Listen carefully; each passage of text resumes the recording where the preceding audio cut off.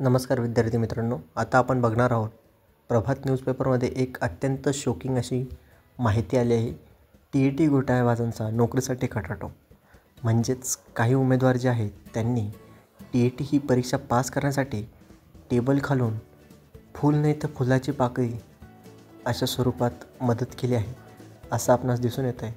पण यातली एक आनंदाची बातमी अशी आहे की जेही उमेदवार असा काही गैरप्रकार करतील त्यांना सरकार शिक्षक पात्रता परीक्षा म्हणजेच कोणतीही टीचिंग जी एक्झाम असेल त्यासाठी एक्झाम फॉर्मच भरता येणार नाही. कारण की त्यांचा जो मार्कशीट अपलोड करतील किंवा काही अपलोड करतील डॉक्युमेंट्स त्यावेळेस त्यांचा परीक्षा फॉर्मच भरला जाणार नाही. त्यामुळे कृपया करून असं गैरवर्तन करू नका. आपण बातमी काय आहे ती बघूया. दिनांक 20 राज्यातील शिक्षक पात्रता परीक्षा म्हणजेच TET घोटाळ्यातील उमेदवारांना पवित्र पोर्टलमार्फत होत असलेल्या शिक्षक भरतीच्या माध्यमातून नोकरी मिळवण्यात घाट घातला असल्याचे आढळून येत आहे. घोटाळ्यातील उमेदवारांना नोकरी मिळत असल्याने प्रामाणिक परीक्षेत बसलेल्या उमेदवारांना अन्याय होत असल्याचे दिसून येत आहे. जे उमेदवार वर्षानुवर्ष ते एका आपल्या पदासाठी जे आपलं स्वप्न आहे ते साकार करण्यासाठी प्रयत्न करत आहे आणि काही उमेदवार हे खिशाला खूप खळगी झाली आपण म्हणत नाही का, त्या प्रकारे दुसऱ्याला दान देण्याचा प्रयत्न करत आहे. दान देण्याचं काहीच काम नाही. चांगला अभ्यास करा, पेपर चांगला पास करा, हे असं घडू नये असं मला वाटतं. शिक्षकांची नोकरी मिळवण्यासाठी शिक्षक पात्रता परीक्षा व शिक्षक अभियोग्यता व बुद्धिमत्ता चाचणी परीक्षा उत्तीर्ण होणे बंधनकारक करण्यात आले आहे. सन 2012 नंतर सेवेत आलेल्या सर्व शिक्षकांना TET परीक्षेचं उत्तीर्ण होण्याची सक्ती करण्यात आली होती.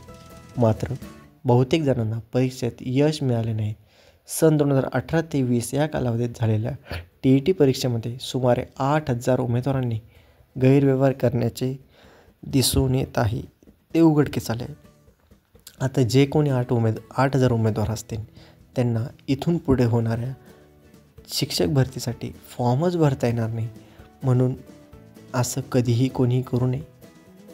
प्रामाणिक परीक्षेत नापास झालेल्या उमेदवारांनी आर्थिक व्यवहार करून, आपण आधीच बोललो की आर्थिक व्यवहार करून निकालाला फेरफार करून, म्हणजेच त्यांचा निकाल लागला होता पण त्यांनी आर्थिक दान केलं, एखाद्या साहेबाला दान केलं असेल आणि त्या दानातून नापास झालेला विद्यार्थी हा भावी शिक्षक होण्याचा प्रयत्न करत आहे.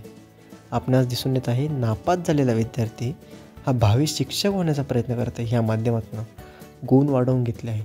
काही उमेदवारांनी TET प्रमाणपत्र बोगस प्राप्त केले आहे.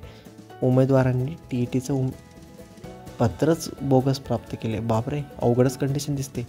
पोलिसांकडून संबंधितांवर गुन्हा दाखल करण्यात आला आहे. पोलिसांनी त्यांचं कार्य बजावलं आहे पण असा गैरप्रकार कुठेही घडू नये असं मला वाटतं. घोटाळ्यातील उमेदवारांना आगामी परीक्षेत बसण्यास बंदी घालण्यात आली. नोकरीत असलेल्या शिक्षकांना सेवेतून काढून टाकण्याची कारवाई केली होती. मात्र काही जणांनी उच्च न्यायालयात धाव घेतली व कारवाईला स्थगिती मिळाली. पवित्र पोर्टल शिक्षक भरतीच्या प्रक्रियेत सहभाग घेतला आहे.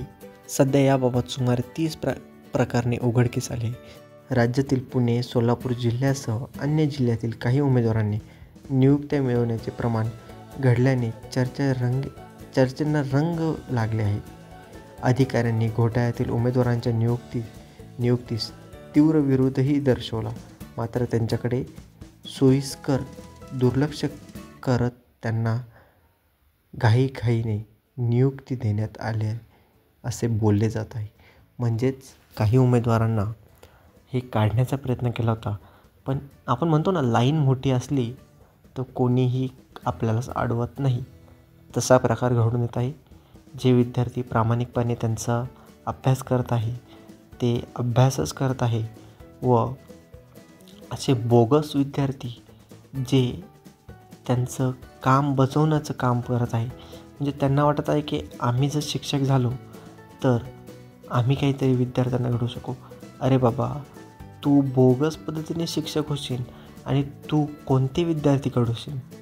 असेच तुम्ही डॉक्युमेंट्सचे डुप्लिकेट तयार करा रे. तुम्ही हे असं करा रे, हे तसं करा रे, असा प्रकार घडू नये.